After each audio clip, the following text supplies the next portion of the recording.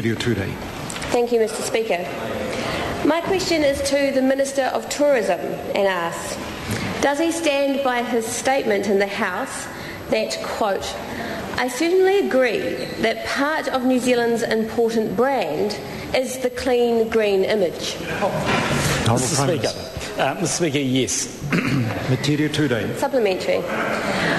What advice has the Minister received as to whether the income from tourism will go up or down as a result of mining in Schedule 4 protected lands? The Honourable Prime Minister. Mr. Speaker, I haven't received any specific advice, but I can probably seek my own advice, and that's to say when New Zealand's land mass is just under 27 million hectares and maybe at the most 7,000 might be taken out of Schedule 4, that's unlikely to turn back the 747s heading to New Zealand.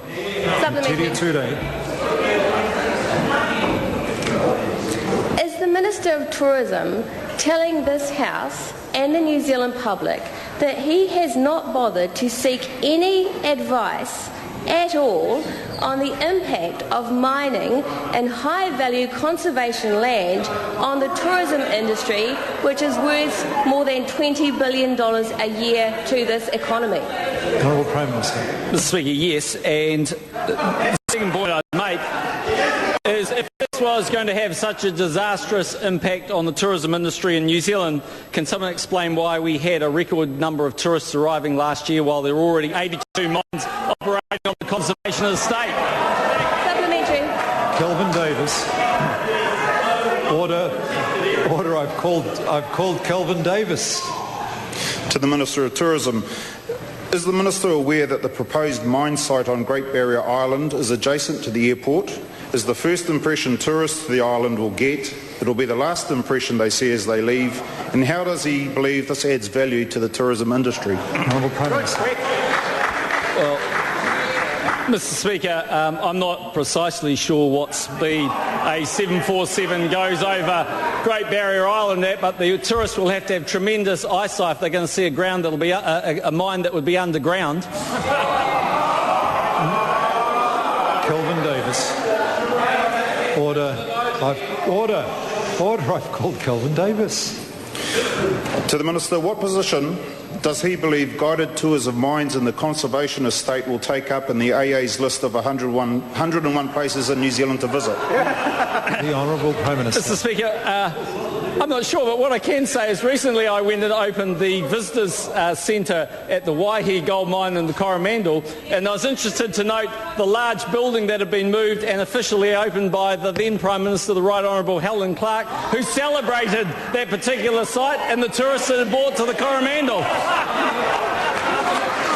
The Honourable David Parker. Order. Is this a supplementary question? It is. Supplementary question. Is the Prime Minister unaware that underground mining is already allowed in respect of Schedule 4 lands, and therefore removal of Great Barrier Island cannot be about underground mining? The Honourable Prime Minister.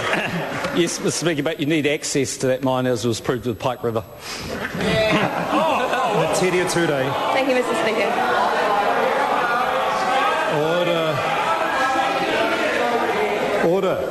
Order. I ask members please to show courtesy to Metiria Turei. Thank you, Mr. Speaker. Further to the Minister's answer to my previous question, does he agree with Tim Kosar, Chief Executive of Tourism Industry Association, that taking a long-term view, it may be that tourism is a more valuable and sustainable industry to New Zealand's economy than mining? The Honourable Prime Minister. Mr. Speaker, yes, in this regard, and that is tourism. Tourists will come to New Zealand forever. There's only a certain amount of minerals you could mine. Metiria Turei.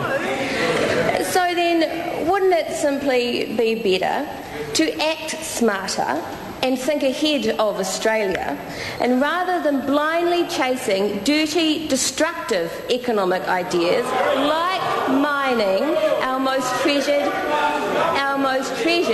conservation places? Well, Mr. Speaker, firstly, If it's also bad, is the member proposing that we close the 82 mines currently on the conservation land?